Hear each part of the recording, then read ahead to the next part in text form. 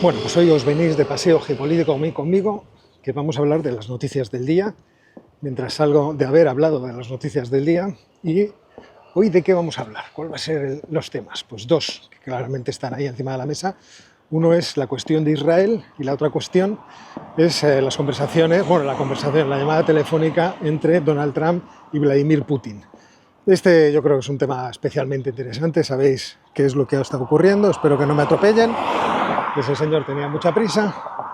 Pues vamos a hablar un poco de la conversación que han mantenido los dos, pero ya lo vamos a hacer cuando esté sentado directamente en el coche, si no os importa. Venga, continuamos un segundo.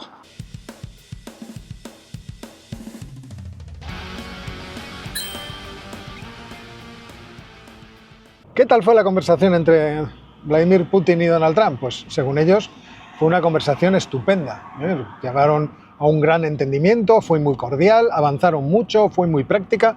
Me sorprendió que Vladimir Putin hizo declaraciones inmediatamente después de la conversación que se llevó a cabo en una escuela de música. No sé exactamente la localidad, pero estaba Vladimir Putin haciendo una visita.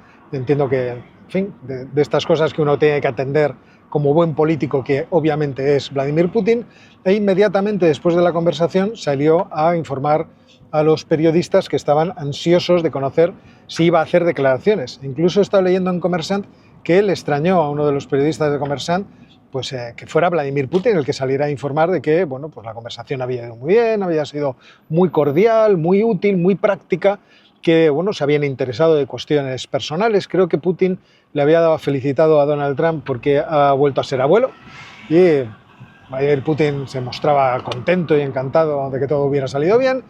Y en cualquier caso, lo que manifestó, y luego lo hemos ido sabiendo posteriormente, es que se habían llegado a algunos acuerdos de iniciar las negociaciones de forma inmediata. De hecho, yo creo que ha sido Yuri Ushakov, el famoso diplomático que mandó Vladimir Putin a hacer las primeras negociaciones con Steve Witkoff a Riad, el que también ha hecho declaraciones hablando o dando algunos detalles más acerca de en qué consistirían esas negociaciones directas entre Ucrania y Rusia. Porque ya sabéis que a Vladimir Putin parece que lo que le interesa es lo de ir retrasando todo lo que pueda las negociaciones. Está en una especie de estrategia de dilación de las negociaciones que pues se ha visto como, en mi opinión, muy exitosa. Hay algunos que afirman que ese intento de dilación tiene como objetivo el que los rusos quieren seguir avanzando en los frentes y por lo tanto tomar la mayor cantidad de territorio posible para luego en una negociación estar en posición de fuerza. Yo soy más escéptico, obviamente no soy un experto militar y aquí pues, de lo que he estado viendo y leyendo deduzco que los rusos no tienen el empuje por ahora necesario para romper los frentes a pesar del agotamiento de las energías ucranianas, sobre todo de las energías de la tropa. Ya sabéis que los ucranianos tienen una grave dificultad, empezando en términos puramente demográficos, para tener un ejército que pueda rotar lo suficiente y por lo tanto que tenga la tropa descansada y preparada para lo que supone una guerra como la que se está produciendo con Rusia. Pero yo no lo veo, y no lo veo porque me parece que quizá, pero obviamente esto es una hipótesis mía, esta postergación, esta estrategia de dilación tiene más que ver con obtener ventajas negociadoras. Es decir, hasta ahora lo que hemos visto es que Vladimir Putin va consiguiendo, por ejemplo, que los Estados Unidos acepten que el proceso va a ser largo. Donald Trump decía, esto me lo ventilo yo en 24 horas y ya soluciono el problema rapidito. Ha conseguido que Donald Trump negocie primero con Ucrania y por lo tanto, en cierto modo, ya tenga una parte de lo que quería obtener en sus manos. Por otra parte también habla con Estados Unidos, Rusia, de cuestiones económicas. Donald Trump está loco por esa música. El otro día es ayer, J.D. Vance también hablaba del potencial, del enorme potencial económico que tendría una relación entre Estados Unidos y Rusia. Y mientras va consiguiendo estos avances que van por otras direcciones, en cierto modo desactiva o desconecta, mejor dicho, a Estados Unidos de los intereses ucranianos. Entonces, por ahora no hemos visto en ninguna declaración de Donald Trump que esté dispuesto a presionar de forma efectiva a Rusia. Lo que hemos visto es que está dispuesto a presionar, y ya lo ha hecho de forma muy efectiva, a Ucrania, obligándola también a iniciar negociaciones aunque no haya un alto el fuego. Y aquí reengancho con lo primero que estaba diciendo. Lo que decía Ushakov, el detalle que daba es que la negociación se va a hacer ahora alrededor de un memorándum que sería el que nos llevaría a un alto el fuego. Es decir, no sería el memorándum en principio el propio acuerdo de paz. El memorándum obviamente sería preparatorio, había 2 borradores, uno por cada parte, y en ese memorándum se tendrían que desgranar todos los temas sobre los que quieren hablar las 2 partes. Luego más tiempo, es decir, empujamos la pelota todavía más lejos. No digo yo que los rusos no estén interesados en recuperar terreno y que no lo vayan a intentar, ahora viene el buen tiempo y bueno, aunque las ofensivas rusas han sido principalmente al principio de la primavera, el verano supongo que será un momento tan bueno como cualquier otro para realizar una ofensiva, bueno, mejor que cuando hay Rasputitsa, obviamente, pero creo que lo que ha estado consiguiendo Vladimir Putin es situar el tablero de juego de la negociación donde realmente le interesaba a él. Y además los Estados Unidos se lo han permitido.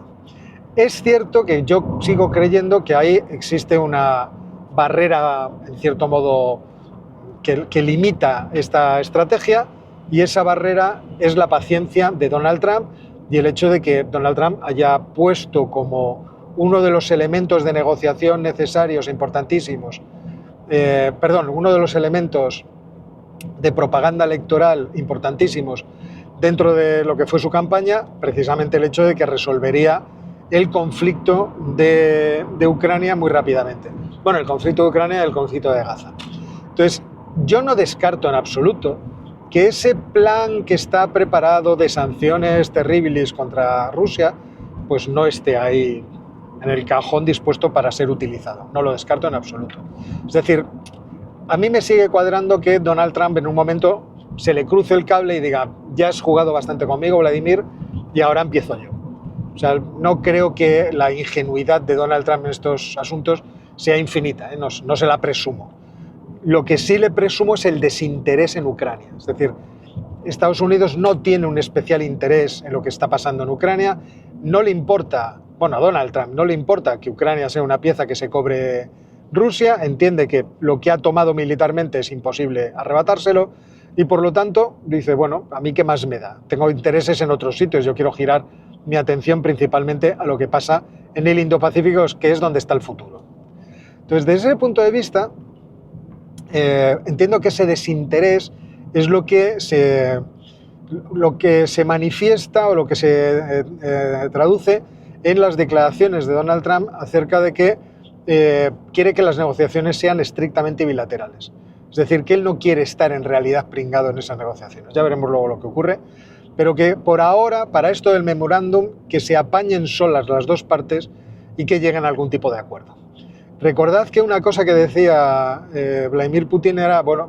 Donald Trump, es que, bueno, vamos a ver, una vez que se hayan sentado a la mesa, vamos a ver, cuando pasen unas cuantas semanas, realmente dónde están las partes. Y por lo tanto, qué es lo que debemos hacer los demás.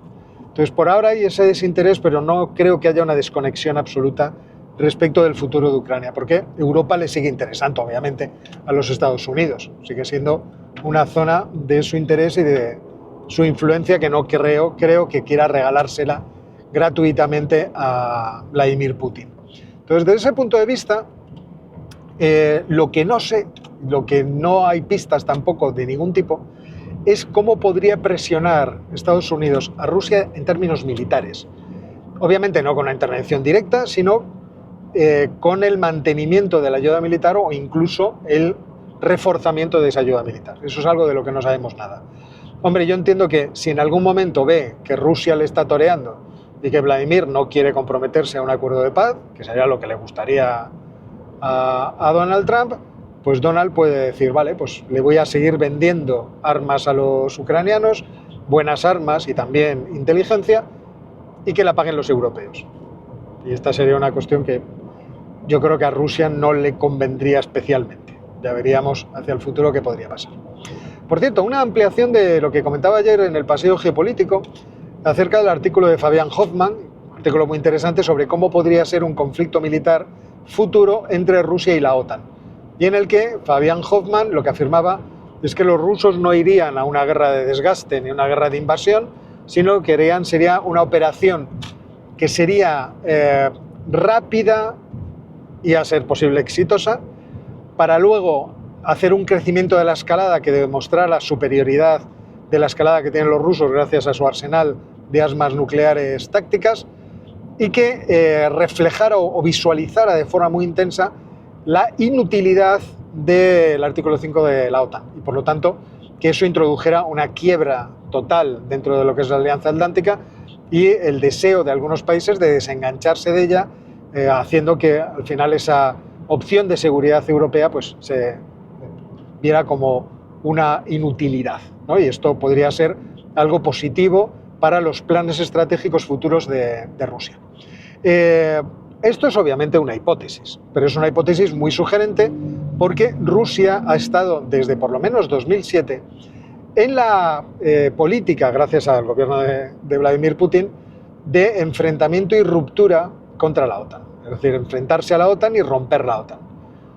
Las críticas acerca de cómo ha crecido la OTAN hacia el este tenían como intención el tratar de revertir parte de esa ampliación, o por lo menos de los resultados de esa ampliación. Y recordad que antes de la invasión de Ucrania, lo que pidió Vladimir Putin en aquel acuerdo que quería que los Estados Unidos firmaran y que Joe Biden dijo no lo vamos a firmar, pero vamos a reunirnos y a discutir el asunto, era que, por ejemplo, las instalaciones de baterías Patriot que se habían desplegado en Rumanía desaparecieran y que no hubiera tropas ni en Rumanía ni en Bulgaria de la OTAN. Por lo tanto, este es un objetivo tradicional de Rusia que a lo mejor en las circunstancias actuales, teniendo en cuenta cómo ha crecido la capacidad de producción bélica de los rusos, pues puede convenirle a Rusia. Y que sería un escenario muy distinto del que, en términos jocosos, nos suelen informar aquellos que parece que tienen la intención de destruir la unidad de la OTAN desde este lado de la frontera, cuando dicen que, bueno, si no dicen ustedes que los rusos no pueden invadir ni el patio de mi casa y ahora dicen ustedes que va a invadir Rusia, digo, Europa, jajaja. No, pero es que no se está hablando de eso, se está hablando de cómo se reconfigura el espacio de seguridad europeo y cómo en esa reconfiguración los rusos salen ganadores. Y bueno, pues las cosas que han ido sucediendo a lo largo de estos 3 años pues han cambiado mucho las circunstancias de lo que sucede. Me había quedado pendiente hablar sobre la cuestión de Israel y de Gaza. ¿Por qué está de moda ahora mismo esta cuestión? Bueno, podemos distinguir entre por qué está de moda en España y por qué está de moda en términos internacionales. En España está de moda porque, como sabéis, se ha realizado recientemente el Festival de Música de Eurovisión e Israel participó en ese concurso. Al parecer quedó segundo porque había una diferencia entre lo que son los votos profesionales de un jurado y los votos populares que se emitían a través de redes sociales. No me voy a meter en si hayan actuado bots o no bots, o si es que el voto popular estaba muy a favor de Israel, pero en cualquier caso, aquí en España se ha iniciado toda una polémica porque el presidente del gobierno ha afirmado, Pedro Sánchez, que no debería participar en Eurovisión un país genocida. Y la palabra genocidio, sabéis que es una palabra que tiene tal carga de profundidad cuando hablamos de Israel, que bueno, pues es subir el tono político respecto de Israel de forma tremenda. Si los israelíes son unos genocidas, entonces no solo se les debería impedir participar en Eurovisión, cuando se inició la guerra de Ucrania se expulsó a Rusia de ese concurso, sino que se debería cortar relaciones diplomáticas o por lo menos realizar un embargo. Claro, el gobierno actual español viene de una compra de munición que se hizo a empresas israelíes y del escándalo que los aliados de extrema izquierda del gobierno socialista produjeron precisamente porque se hagan estos negocios con un Estado genocida. Bueno, es tradicional en la izquierda, en los partidos políticos de izquierda, en los españoles desde luego, la oposición de radical confrontación contra Israel y de apoyo a los palestinos. Además, como Israel siempre ha estado apoyado por la potencia imperialista máxima que son los Estados Unidos, pues ahí hay una combinación de elementos que son muy propicios para ser contrarios a Israel. Y ahora mismo estamos en esa polémica de la cual el gobierno está saliendo con el procedimiento habitual de la avestruz. o de desviar las preguntas a otras cuestiones. Pero es divertido porque el gobierno sacó esta polémica con la intención obvia de desviar la atención de otros problemas judiciales que se están aproximando cada vez más a la cúpula del poder, teniendo en cuenta que el presidente Sánchez pues, ha colaborado o ha tenido como colaboradores a algún individuo que, por ejemplo, el ministro de Transportes, me parece que era el ministro Ábalos, bueno, en fin, han tenido todo tipo de casos de corrupción, aunque no hay sentencia judicial, y bueno, pues se acerca esa mancha hacia el presidente y les pareció interesante, para cambiar la narrativa, lanzar el discurso público que iba a aparecer en las televisiones hacia la cuestión de Eurovisión. Parece que ahora mismo, por lo tanto, se les está atragantando. Pero a nivel internacional, la cuestión de Gaza está otra vez completamente encima de la mesa, porque han sucedido cosas, aunque ya algunas de ellas hemos estado comentándolas. Sabéis del propósito de las fuerzas de defensa de Israel de hacer una gran ofensiva, y que esa gran ofensiva sea la ofensiva que permita tomar el control de toda Gaza y eliminar la amenaza de Hamas. Para ello se hizo una petición de evacuación de la población civil gazatí, una más, creo que ya van 10 desplazamientos de la población gazatí hacia el sur. Ahora de lo que se trata es de evacuar completamente la localidad de Han Yunis. Representaos el mapa de la franja de Gaza y pensad en el tercio sur de esa franja, ¿de acuerdo? Pues Han Yunis estaría más o menos en el límite norte de ese tercio sur de la franja. Entonces ahí tenemos Han Yunis, luego tenemos Rafah, y entre medios tenemos el corredor, ahora no me acordaré del nombre, el corredor, luego me saldrá la palabra. Una zona a la que querían desplazar, o por lo menos por debajo de la cual querían desplazar a toda la población que está al norte de la franja de Gaza. Es verdad que queda población, entre 60 y 70.000 habitantes en Gaza City. Creo que también existen en Jabalía, por ejemplo, en el campo de refugiados también existen muchos gazatíes, pero la mayor parte de la población se supone que está viviendo alrededor de Rafah y en esa franja de tierra que hay al norte de Rafah, en la costa, hasta la frontera con Egipto.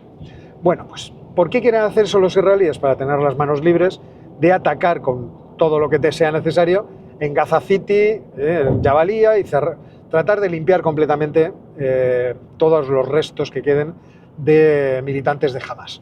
Dicen los israelíes que ya han acabado con 20.000 de esos militantes, con lo cual, si las cifras que nos da el Ministerio de Sanidad de Gaza, ya sabéis, controlado por Hamas, son ciertas, habrían muerto más de 40.000 civiles. Y entre ellos, teniendo en cuenta la demografía de la franja de Gaza, pues seguramente la mitad eran menores de edad. Ya sé que es una aproximación muy burda, pero pensad que el 50% de la población de Gaza, antes de empezar el conflicto, estaba por debajo de los 14 años. Por lo tanto, niños. ¿Y por qué estamos en un momento especialmente caliente, a pesar de todo lo que ha ocurrido durante estos casi 600 días de conflicto en la franja de Gaza? Pues porque sabéis que a partir de marzo los israelíes impidieron la entrada de alimentos y de ayuda humanitaria en la franja de Gaza, y la gente ha empezado a protestar. Han empezado a protestar los franceses, los italianos, los alemanes, no sé si los británicos, desde luego los españoles. Y además ha habido declaraciones del embajador de Estados Unidos en Israel, de Huckabee, que es un hombre especialmente pro-israelí. Acordaos que cuando tomó posesión del cargo, Huckabee yo creo que fue senador republicano, dijo que nada hablar del West Bank, es decir, de la Cisjordania, sino que hay que hablar de Samaria y Judea, alineándose con las denominaciones, y sabemos que las denominaciones son importantes, que suele utilizar el gobierno de Israel. Esa ayuda está empezando a producir sus efectos, que es que la gente no tiene que comer, y la presión al gobierno de Israel es a que abra la mano y deje entrar ayuda. De hecho, ya empiezan a asomar la patita grupos de derechos humanos israelíes pidiéndole al Tribunal Superior de Justicia que actúe y que obligue al gobierno a liberar esa ayuda humanitaria, porque de no hacerlo eso es un crimen de guerra. Y hoy los israelíes soltaron 5 camiones en principio y parece que van a soltar 100 más.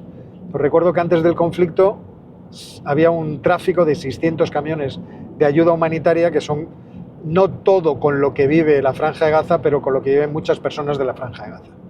Teniendo en cuenta el desprestigio que ha caído, una parte intencionada y otra porque esas cosas suelen pasar, respecto de la UNRWA, es decir, Naciones Unidas, y de la Organización Mundial de la Salud, en este caso por mediación, por las labores de Donald Trump, sus informes acerca del impacto que puede tener esta falta de alimentos, pues supongo que en Israel no son creídos, y por aquellos que son muy pro-israelíes no son creídos, pero yo tiendo a darles bastante credibilidad.